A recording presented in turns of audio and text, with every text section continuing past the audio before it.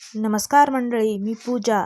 आजचा बेत हा खास त्या व्यक्तीसाठी आहे, तर व्हिडिओ नक्की शेवटपर्यंत बघा. आवडल्यास लाईक करा, शेअर करा आणि सबस्क्राईब करा. मी इथे 2-3 शिट्ट्यामध्ये ही पुरणाची डाळ शिजत घातली. बघा, खूप छान ही पुरणाची डाळ शिजली. आजचा खासचा बेत हा पुरणपोळीचा आहे. पूर्ण स्वयंपाक हा माझ्या या चॅनलवर आहे. हाच व्हिडिओ आहे तो नक्की शेवटपर्यंत बघा आणि तुमचाही अनुभव माझ्यासोबत नक्की शेअर करा. मी अशा पद्धतीत पुरण हे चांगलं मॅश करून घेते. तुम्ही कसं करता नक्की सांगा. तुमच्याकडे फिरणी असेल, माझ्याकडे नव्हती, म्हणून मी माझ्या आईकडून ही पद्धत शिकली आहे. तुम्ही कसं करता नक्की माझ्यासोबत शेअर करा. मी पूर्ण डाळ ही चांगली मॅश करून घेतली.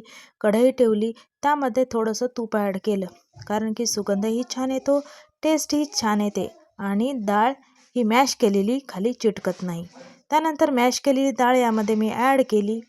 बघा, ही 2 वाटी डाळ आहे. थोडीशी डाळ ही क्षारासाठी म्हणजे तिखट वरणासाठी थोडीशी मी बाजूला डाळ काढली. बघा, अशा पद्धतीत चांगलं मॅश केलेलं डाळ त्यामध्ये ॲड करायची. मी इथे 1.5 वाटी साखर घेतली आहे. 2 वाटी डाळ आहे म्हणून.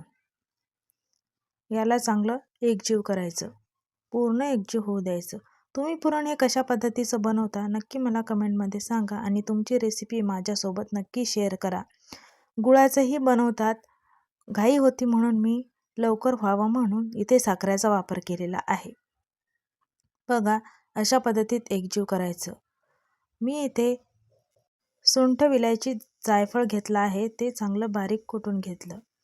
अशा पद्धतीत आणि पुरणामध्ये ॲड केली आणि सुगंध खूप छान येतो.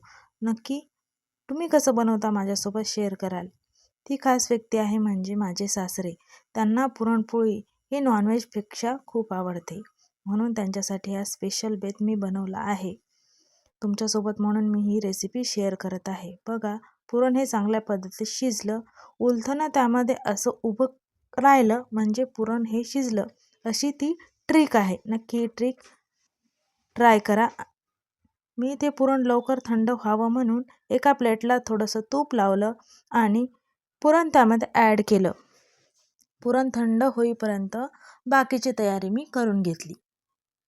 बघा, छान दिसत आहे, छान शिजलेलं आहे पुरण.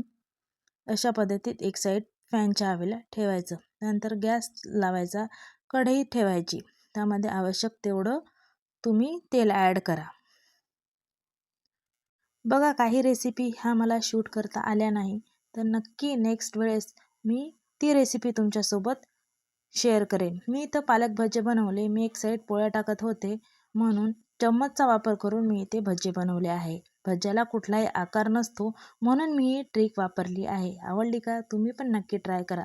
दोन्हीकडे हात चालत होते म्हणून असं मी डोक्याचा वापर करून केलेला आहे. बघा, चांगले लाल होईपर्यंत भजे हे तळून घ्यायचे. आपण जसे आपल्या आईवडिलांचं करतो ना, तसं आपण सासू-सासऱ्यांचंही केलं पाहिजे. मी इथे कुठे माझा मोठेपणा नाही सांगत आहे. आपण एखाद्या गरीबाला कसं दान करतो, तसं घरच्यांना केलं ना, ते कुठे ना कुठे आपलं लिहिलं जातं. म्हणून तुम्ही माझी यूट्यूब फॅमिली आहे, म्हणून ही गोष्ट मी तुमच्यासोबत शेअर करत आहे. चुकलं असेल तर माफी असावी बरं. मी इथे पोळपाटाला थोडंसं तूप लावलं आणि बाजूला कणिक मळून ठेवलं होतं, ते थोडंसं घेतलं. जेवढं हवं तेवढं घ्यायचं. आजकाल खूप नाजूक पद्धत आहे. सगळ्यांना नाजूकच पुरणपोळी, पतलीच आवडते. माझ्या सासऱ्यांना जाड आवडते, म्हणून मी जाड बनवत आहे. बघा, असं त्यामध्ये पारीमध्ये पुरण भरायचं, थोडंसं पीठ लावायचं, पीठही ॲड करायचं आणि चांगली हळूहळू हलक्या हातानं पोळीही लाटून घ्यायची. खूप सुंदर झाली होती बरं, म्हणून तुमच्यासोबत ही रेसिपी मी शेअर करत आहे. आवडल्यास नक्की लाईक करा, शेअर करा आणि सबस्क्राईब करा. आपणही एकमेकासाठी केलं तर दुसरेही आपल्यासाठी करतात. मनात कुठलाही राग, द्वेष न ठेवता एकमेकांचं केलं पाहिजे. म्हातार लोकांचं तर नक्की केलं पाहिजे. आपलं पुण्य हे कुठेतरी लिहिलं जाते. बघा, मी अशी पुरणपोळी केली. तुम्हाला कशी आवडली नक्की सांगा. माझे सासरे तर खूप खुश झाले ही पुरणपोळी खाऊन. आमची फॅमिली ही खूप मोठी आहे. माझे मिस्टर हे सर्व्हिसला आहे, म्हणून आम्ही एकीकडे राहतो, माझे सासरे आमच्यासोबत नाही राहत, कधी कधी मुलांना भेटण्यासाठी येतात, म्हणून मी अशी रेसिपी त्यांना आज टेस्ट करवली. नेहमी मी नॉनव्हेज काही ना काही बनवते, पण वेळात वेळ काढून ही रेसिपी मी बनवली. नक्की तुम्ही बनवत जा, आत्मा हा तृप्त होतो. इथे मी मसाल्यासाठी काय काय वापरलं ते सविस्तर सांगते. एक लसूण घेतला, कांदा, हिरवी मिरची आणि टोमॅटो आणि बेसिक मसाले. कांदा हा लाल होईपर्यंत परतायचा. चांगला परतल्यानंतर त्यामध्ये तेल टाकायचा. कांदा हा खाली चिटकत नाही. तेल टाकल्यानंतर त्यामध्ये दगडफूल, डाळ व जिरं आणि धने, टोमॅटो चांगले परतायचे. त्यामध्ये लसूण वरून मी ॲड केला, तोही चांगला परतायचा. 2 हिरव्या मिरच्या टेस्ट छान येते त्याही ॲड केल्या. कोथिंबीर ॲड केली आणि बारीक वाटून घेतलं अशा पद्धतीत. चला मी इथे मिक्स भाजी बनवत आहे. मिक्स भाजीसाठी लागणारं साहित्य तेच वापरून मी यामध्ये 2 भाज्या बनवत आहे. जिरे मोहरीचा तडका दिला आणि वाटलेलं वाटण त्यामध्ये ॲड केलं. 2 मिरच्या ॲड केल्या, चांगलं मॅश केलं आणि लाल तिखट, हळद, गोडा मसाला त्यामध्ये ॲड करून चांगलं फिरवलं आणि मिक्स भाजी त्यामध्ये ॲड केली.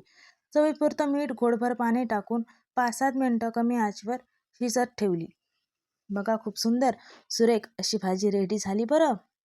मी खाल्ली आणि सगळ्यांनाही पोटभर खाऊ दिली. बघा छान झाली ना? आवडली का तुम्हाला? नक्की अशा पद्धतीत ट्राय करा. घाईघाईत एका मसाल्यात आपण 2-3 भाज्या इझिली बनवू शकतो, म्हणून बेसिक प्रमाण हे लक्षात ठेवून तुम्ही अशा पद्धतीत नक्की करा.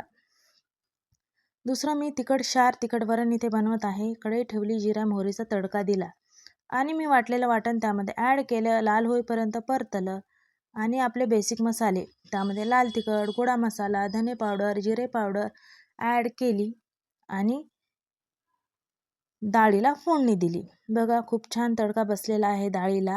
हे बेसिक मसाले मी सांगितलेले ॲड करायचे, त्यालाही चांगलं परतून घ्यायचं आणि त्यामध्ये सांगितलेली एक साईड काढलेली पुरणाची डाळ ॲड करायची.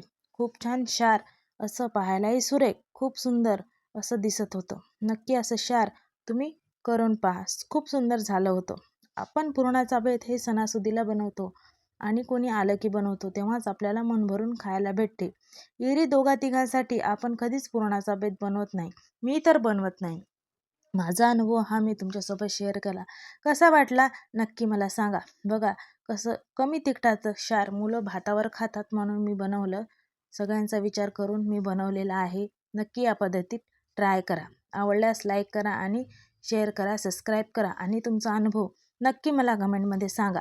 बघा असलं ताट कसं भारी होतं ना. हा मसाले भात मी सकाळी मुलांना टिफिनला बनवला होता. तुम्ही नक्की असं ट्राय करा.